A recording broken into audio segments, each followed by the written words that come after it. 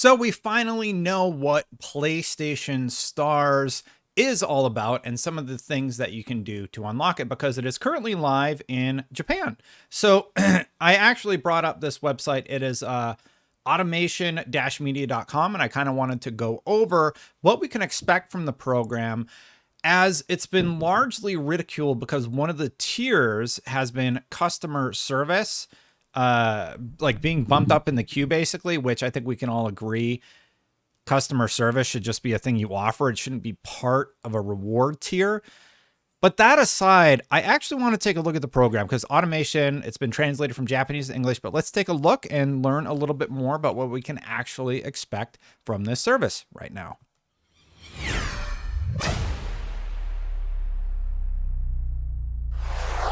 Thanks so much for watching, everybody. Please hit that subscribe button, hit that bell to know when content goes live. I really appreciate the support as it helps the channel grow, and even like this video if you end up liking the video. But we're going to start talking about PlayStation Stars. Now, this is a program I'm actually really excited about.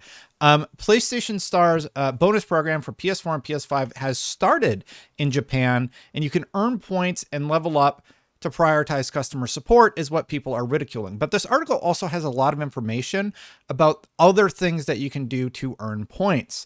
Now, you might know that I am a big fan of Microsoft's reward system, and we'll talk about how that works currently. And I'm hoping that as I read this article and basically react to it as I read it, that there are similar rewards for things like playing games and unlocking points for the PlayStation side of things. So let's scroll down here.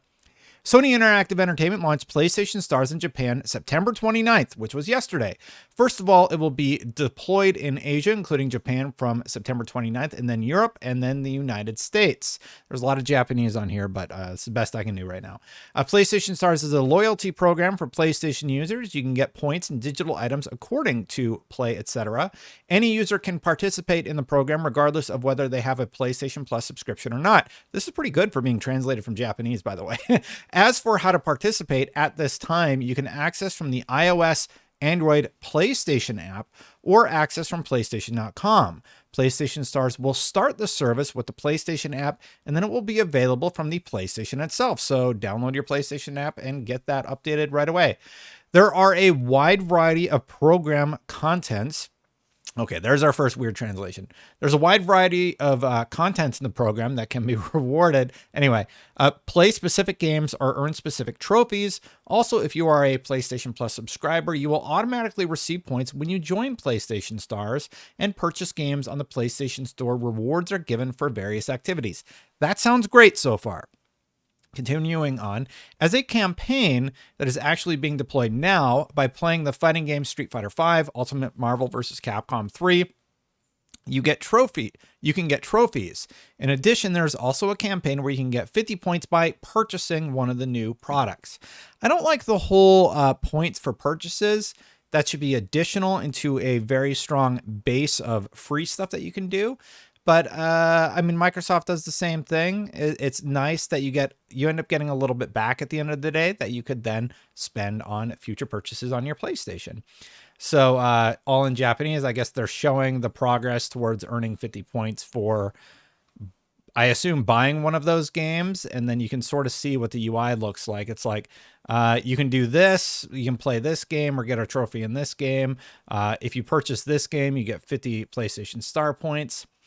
Accumulated points can be used for games and PlayStation Store wallet charges. Currently, The Quarry is available for 17,500 points, Sekiro for 15,000 points, It Takes Two for 10,000 points, and Cult of the Lamb and Hades for 6,250 points. It can also be exchanged for a wallet charge that can be used at the PlayStation Store. 2,900 yen can be exchanged for 7,250 points, and 700 yen can be exchanged for 1,750 points. I don't like the idea of paying for points. That's sort of strange. I thought they would say in the inverse. Maybe it's a translation error, but I'm assuming what they're saying is that you can exchange your points. So like 7,250 points equals 2,900 yen, and 1,750 points equals 700 yen. I'm going to be interested to see how the US dollar equivalent is. I hope they're not saying you can buy points. I think this is a translation thing here. Let's see here. Yes, so 7,250 points. There, yeah, okay, so it was a translation error. Looking at the imagery, it's saying you can exchange your 7,250 points for 2,900 yen. I don't know what that's going to be in US dollars, but that I love that. Basically, you can then use those store credits to purchase PlayStation Plus Extra or PlayStation Plus Premium or whatever you want, and it ends up paying for itself at the end of the month. You can even buy games on there at what I hope would be a discounted rate. It's sounding pretty good so far. It seems that it will take time to accumulate points so far, but it will be a nice attempt to get popular games by accumulating play and purchases. Digital items are cheap at around 200 points, so you can exchange them for these rewards. This is the part that was largely ridiculed online.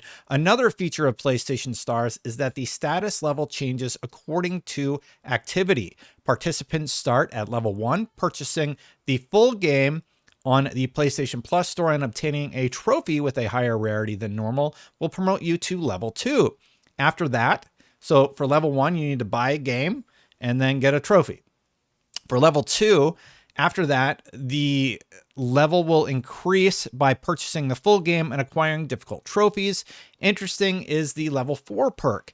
In addition to getting various digital items, when contacting PlayStation customer support, the chat order will be prioritized. People who are playing are given higher priority when responding to inquiries. It's an interesting mechanism. This was largely pandered yesterday, and I think rightfully so, because on the one hand, you have this great new thing that PlayStation is launching. I'm really excited about PlayStation Stars, and they just have to have something in there that is dumb, for lack of a better term. I don't think that being parts of a reward program should bump you up in a queue in terms of customer service. I know Best Buy does this and Amazon does this. And guess what? I don't like it when they do it either. I don't think you should have to pay a premium price or be a premium member to get premium customer service. I think everybody should have equal customer service, regardless. Now, I guess one scenario where it does make sense is if you're like a developer and you get premium customer service because you have 400 employees and like 400 licenses to deal with. That feels like something that should be elevated. You shouldn't be calling like the 1-800 line, but that's a little bit different. These are just people that get a bump, and the fact that it's a reward for playing PlayStation stuff, I get why it was pandered online. And the first article I saw about it that was sort of going around yesterday was this one. PlayStation is giving Top Stars membership priority in customer support. Players are criticizing the move, which implies other users will get a poorer service. And that's the issue, right? It feels like, okay, so I spend money with you, but I'm somehow regarded as less because I'm not a level 4 PlayStation Stars user. It's a strange decision, to say the least. According to Sony, the level 4 tier perks include a commemorative collectible and a promise that when contacting PlayStation customer support, you will be given priority in chat order. That is a little ridiculous. Customer support must be equal, Twitter user Aku Tarosu said. There are people who only like a few titles and play them, and there are great gamers who can't afford money or time. User Koshifuro also suggested that customer support should instead be weighed towards newcomers who are more likely to have issues. You say that the more you play with it, the more you prioritize customer support, they wrote, but the more you play with it, the less you use customer support. There's something off about that. You should give priority to beginners who are new to the game.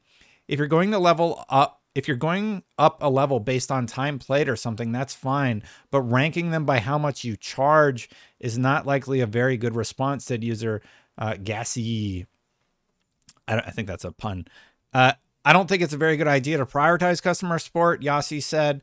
Others pointed out that PlayStation Stars could have been more useful had it launched last generation, as it would have given a legitimate way to make sure diehard Sony fans would be able to buy a PlayStation 5. That's actually a really good idea. Like, if you were in there, like guaranteed access to the queue. PlayStation does this queue system where they actually look at your playtime and stuff like that, and they were sending out direct purchasing options to gamers. I thought that was actually sort of an interesting program. But yeah, it's just bizarre to me that you would be withholding something like customer support. So that was pandered. Now, regardless of all of that, there was one other story that I really wanted to cover on the PlayStation side of things. And if you're curious what a rewards program looks like, here is Microsoft's. I brought up my account right now. So I have 232,353 points. And that's like $232 worth of points. I've actually spent some.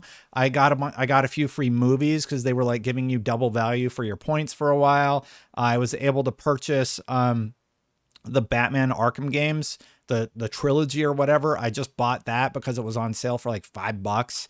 So it's a really great program. And I've actually seen people who have purchased like consoles, and I'm hoping PlayStation Stars is similar to how this program works. And then basically I'm on a 34-day streak. And what you have to do is you do these like very simple things. Like you do your daily set, you click this and then you click some stuff. You answer 10 questions and you do a daily poll just about like, what coffee do you like better? Do you like a latte or a black coffee? And that's it. You get points, and then you get streaks for that. And it starts compiling, because in addition to that, you can get 150 points for just doing searches. And this like always auto completes the 20 out of 20. And then you get 100 additional points on your phone. I also brought up the video where I covered this in the past, so you can sort of see what it looks like on the Xbox side. So then if you have Game Pass Ultimate, which you could then use your points to purchase, you can get even more points. This month I got like 1,000 points just for starting an Xbox game and then collecting the daily bounty for starting an Xbox game every day.